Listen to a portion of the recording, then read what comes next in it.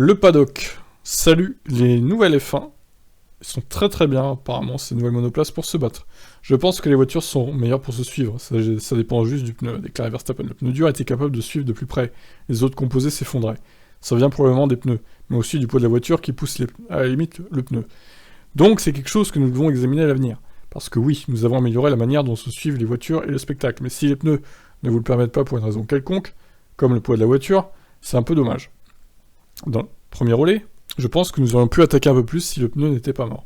Parce que tout le monde se battait avec la même chose à un moment donné, donc oui, nous devons comprendre cela un peu mieux. Charles Leclerc a lui aussi noté la facilité à suivre les autres voitures et à attaquer quand un pilote vient de se faire dépasser.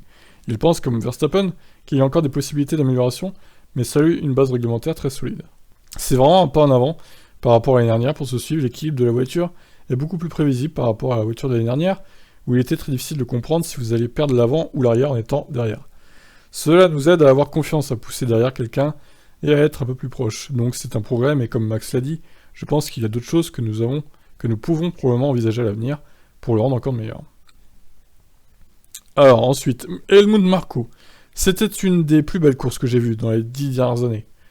Carrément quoi. Bah oui, surtout que Max gagne à la fin, donc ça peut être que beau pour Helmut. Évidemment, après l'an dernier, on ne pensait pas que ça puisse être mieux, mais c'est pourtant le cas. Toto Wolff rejoint les commentaires de son compatriote, et note que l'on insiste à ce que la F1 avait promis. Les pilotes ont tenu les promesses du règlement. Nous avons vu 2 courses spectaculaires, des manœuvres de dépassement, des grilles de départ mélangées, un milieu de peloton extrêmement serré. Alors Schumacher, ancien pilote et consultant pour Sky Deutschland, ne boude pas non plus son plaisir. C'était vraiment un pur bonheur à regarder. C'était un duel sur un pied d'égalité et les deux savent exactement quelle astuce utiliser l'un contre l'autre.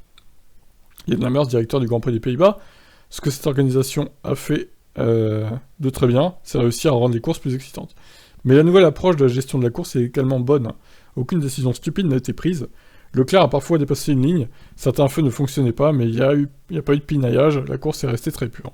Le mot de la fin, Andreas Seidel chez McLaren, les grands vainqueurs sont la F1 et les fans. Très bien. Oui, bon, après, c'est vrai qu'après 2 courses, on peut noter quand même qu'il y a pas mal de spectacles.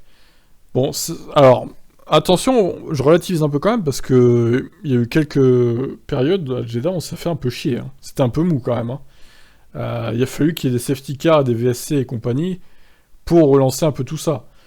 Il y a des fois, c'était pas hyper passionnant quand même. Donc, ils se suivaient un peu de loin, les pilotes, sans s'attaquer, donc... Alors, globalement, je dirais que c'est un peu mieux quand même. Mais bon, c'est pas non plus la révolution totale en Formule 1. On verra sur d'autres types de circuits ce que ça donne, comme Melbourne par exemple, dans 2 semaines. Je vous laisse réagir. Ciao, ciao.